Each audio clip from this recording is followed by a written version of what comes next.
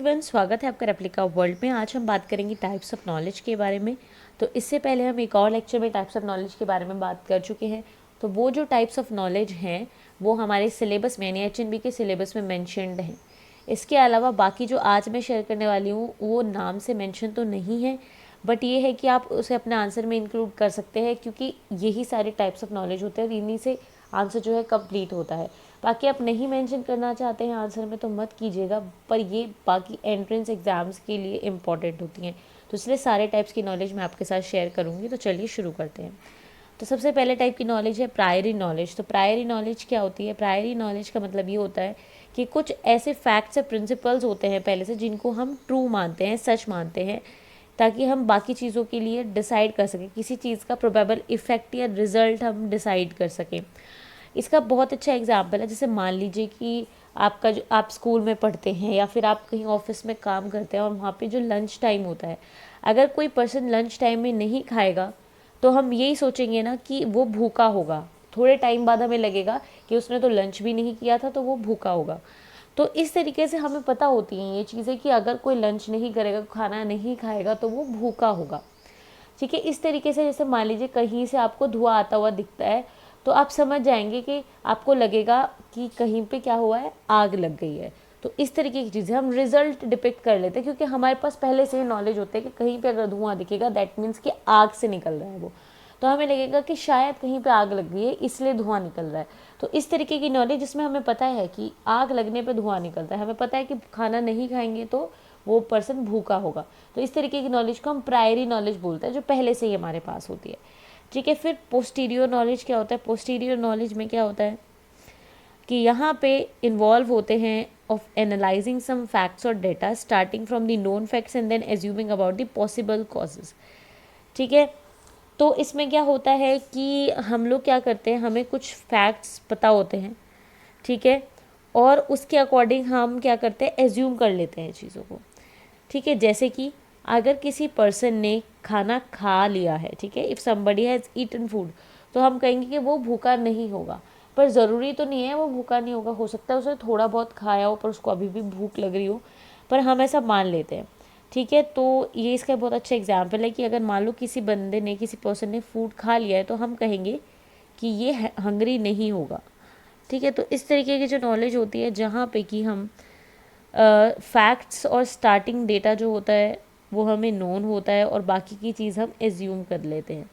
ठीक है, ये जो इस टाइप की नॉलेज होती है ये रीज़न पे बेस्ड होती है and is close to scientific method as inferences are drawn from the actual facts and data. देखिए, आप इस फ़र्क को समझ पाएंगे। प्रायर नॉलेज में हम एक्चुअल फैक्ट और डेटा पे रिलाई नहीं करते हैं।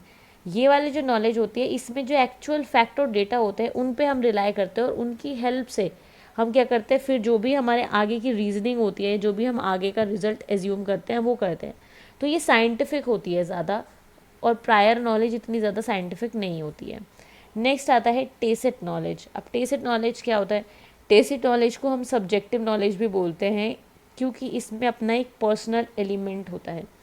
देखिए, जो टेसिट नॉलेज है वो इम्प्लिसिट है। ठीक है, टेसिट नॉलेज क्या है? टेसिट नॉलेज पर्सनल है, यानी कि किसी बंदे की, किसी पर्सन की जो पर्सनल नॉलेज होती है जो कि टेंजिबल नहीं होती है। ठीक है, दूसरा पर्सन उसे एसेस नहीं कर सकता है, दूसरा पर्सन उस तक पहुंच नहीं सकता है। ठीक है, उसको एसेस नहीं किया जा सकता है। ऐसी नॉलेज को हम टेसिट नॉलेज कहते हैं, क्योंकि वो उस इंसान की पर्सनल नॉलेज होती है।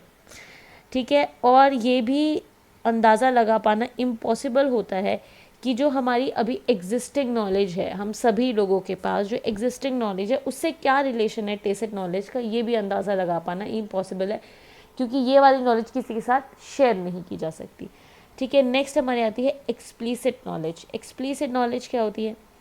ठीक है, एक्सप्लिसिट नॉलेज को ध्यान से समझेंगे। In order to become a researcher और साइंटिफिक इन नेचर, ठीक है, तो जो नॉलेज होनी चाहिए वो कैसी होनी चाहिए? ट्रांसफॉर्म हो जानी चाहिए फ्रॉम इम्प्लीसिट टू एक्सप्लीसिट, है ना, फ्रॉम सब्जेक्टिव टू ऑब्जेक्टिव। कि अगर कुछ भी हमें एक रिसर्चर कहलाना है या कुछ रिजल्ट हमें निकालना है तो जो हमारा रिजल्ट है वो एक्सप्लीसिट होना चाहिए, यानी लोग भी उस तक पहुंच पाए।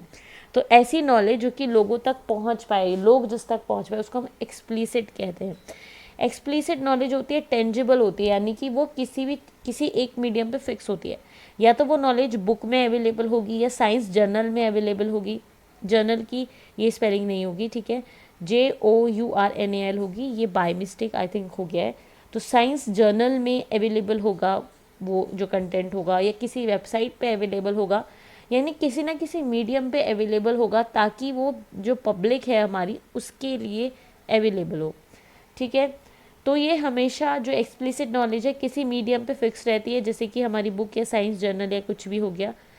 और यहाँ पे हमारे आसान होता है कि हम जज कर सकें कि जो हमारी ये नॉलेज निकल कर आई है इसका एग्जिस्टिंग नॉलेज से क्या रिलेशन है ना। जैसे मान लीजिए साइंटिस्ट ने कुछ चीज़ डिस्कवर की है, तो उससे एग्जिस्टिंग जो चीज़ है उससे हम मैच कर सकते हैं, देख सकते हैं ये चीज़ कितनी सही है कितनी गलत है। सही गलत की बात भी नहीं है, किस तरीके से रिलेशन शो कर रही है। तो ये सब चीज़ होती है एक्सप्लिसिट नॉलेज में। तो इस तरीके से ये कुछ टाइप्स ऑफ नॉलेज थे। मैं उम्मीद करती हूँ ये लेक्चर आपको पसंद आया होगा। पसंद आया तो लाइक ज़रूर करें, शेयर करें और एप्लीका वर्ल्ड को सब्सक्राइब करें।